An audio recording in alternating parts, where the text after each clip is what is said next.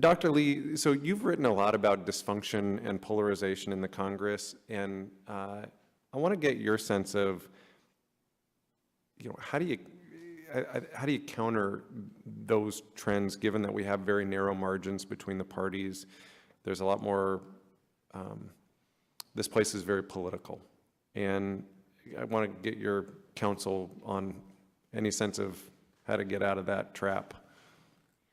Well, one thing I would say on behalf of congressional performance is that legislation, even today, is still bipartisan. It's still bipartisan to the same extent as legislation in the 1970s, in the 1980s. In fact, there's been no trend towards more legislation passing on narrow party lines. So negotiation and bipartisanship still happens in the legislative branch today. This doesn't make the front pages, typically. The news focus on conflict. But Congress performs better than it appears to from watching news coverage of Congress. Now, those negotiations, those bipartisan negotiations that have to happen for legislation to occur are mostly not happening in public.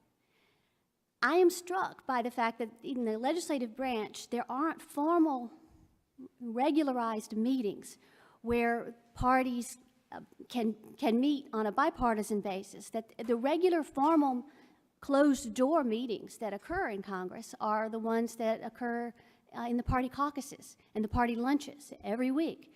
But there isn't a setting like that where the parties can come together behind closed doors. I think that would be helpful, but clearly Congress is still doing that because that legislation is still happening, and it is bipartisan by and large.